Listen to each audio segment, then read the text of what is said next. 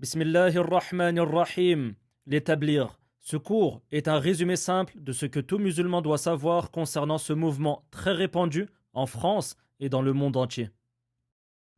Nous verrons à travers ce cours, si Allah nous le permet, qu'est-ce que le mouvement d'établir, quand est-ce que ce mouvement est apparu, quels sont les différents égarements des personnes qui s'affilient au mouvement d'établir, quel est le jugement de ce mouvement, est-ce que c'est un mouvement qui suit le droit chemin ou pas.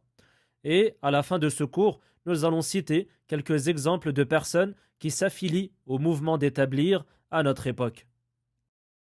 Sache qu'Allah te préserve, que le mouvement tablir est un mouvement qui prétend appeler à transmettre les valeurs de l'islam.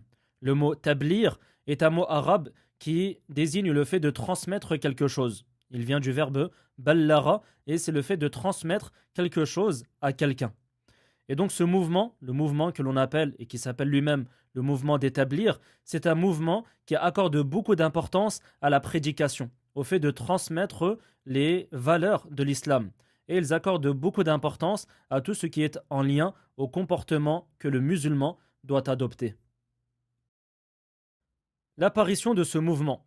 Sache qu'Allah t'ajoute en savoir bénéfique que le mouvement d'établir a été fondé en Inde en 1926 par une personne qui s'appelle Mohammed Ilyas. Mohammed Ilyas est un Indien qui est décédé en 1948 et il a principalement étudié dans une école qui s'appelle Darul Ulum.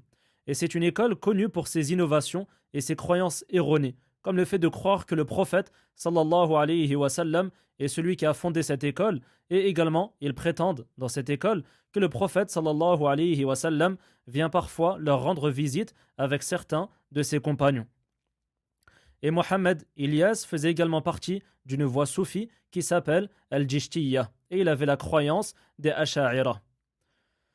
Mohammed Ilyas disait qu'il avait reçu une révélation mystique dans laquelle il lui a été dit qu'il sera chargé d'une fonction et qu'il devra l'honorer. Et cette fonction, c'est le fait d'appeler les gens à revenir à la voie d'Allah subhanahu wa ta'ala. Et il dit qu'il a vu cela dans un rêve. Il a vu dans un rêve qu'il devait sortir pour appeler les gens à la voie d'Allah subhanahu wa ta'ala. Et lorsqu'il est revenu en Inde, après un voyage à la Mecque et à Médine, il incitait les gens à aller tous les jours dans les marchés et dans les maisons afin de répandre les valeurs de l'islam. Puis, ce mouvement s'est répandu au Pakistan et ensuite dans les autres pays du monde. Les égarements de ce mouvement. Sache qu'Allah te préserve, que les égarements du mouvement d'établir sont très nombreux. Et je vais les citer ici de manière assez résumée et nous allons les voir plus en détail dans un prochain cours si Allah nous le permet. Parmi leurs égarements, on retrouve le fait d'appeler à de nombreuses croyances erronées. À titre d'exemple, on retrouve dans le livre Tablir et Nisab, qui est un livre de référence auprès d'établir, on y retrouve le fait que le prophète sallallahu alayhi wa sallam aurait fait sortir sa main de sa tombe durant le 6e siècle de l'Hégire afin qu'une personne puisse l'embrasser, afin qu'une personne puisse embrasser la main du prophète sallallahu alayhi wa sallam. Et ceci est bien sûr totalement faux. On y retrouve également dans ce livre le fait que la maison sacrée, la Kaaba, se déplacerait d'elle-même vers certaines personnes pieuses dans le monde. Et ceci n'est qu'un exemple parmi les exemples d'histoires infondées et de croyances erronées que l'on peut retrouver dans les livres de référence de ce mouvement. Le mouvement d'établir est également connu pour appeler à de nombreuses innovations. Ils ont par exemple ce qu'ils appellent le khuruj, qui est une manière innovée de faire la da'wah, la prédication, d'appeler les gens à l'islam, comme nous le verrons dans un prochain cours si Allah nous le permet. Également, les têtes de ce mouvement disent qu'il est obligatoire de visiter la tombe du prophète sallallahu alayhi wa sallam après avoir accompli le pèlerinage. Et ceci est bien sûr une innovation et il n'y a aucune preuve authentique qui prouve que ceci est obligatoire. Parmi leurs égarements, également, il y a le fait d'appeler à la religion sans science et le fait de ne pas accorder beaucoup d'importance aux sujets fondamentaux de l'islam, comme l'appel au tawhid et le fait de mettre en garde contre le shirk. Le jugement de ce mouvement. Sache qu'Allah t'ajoute en savoir bénéfique que le mouvement d'établir est considéré comme un mouvement innové et égaré.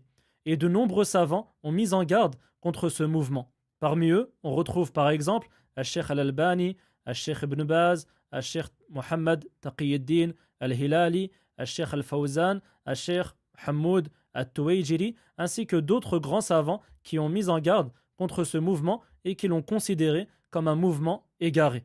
Il est donc obligatoire pour le musulman de faire très attention à toute personne qui s'affilie à ce mouvement et à toute personne qui appelle à joindre ce mouvement.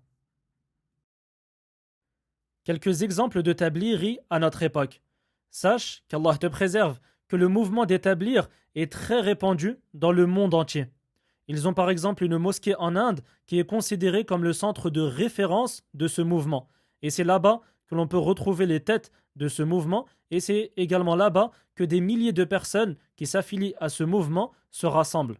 De même qu'ils peuvent se rassembler chaque année dans une autre mosquée qui se trouve au Pakistan.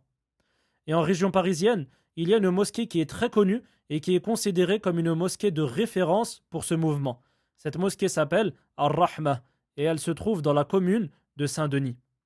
Et parmi les exemples de personnes qui s'affilient à ce mouvement, on retrouve également une personne qui était connue à un certain moment en France et que les gens appellent le Cheikh Younes. Qu'Allah nous préserve du mal de ce mouvement et qu'Allah nous guide vers le droit chemin. Pour finir, je précise que vous pouvez retrouver ce cours en format écrit et les liens sont disponibles dans la description. N'hésitez pas à poser vos questions en lien avec ce cours dans les commentaires.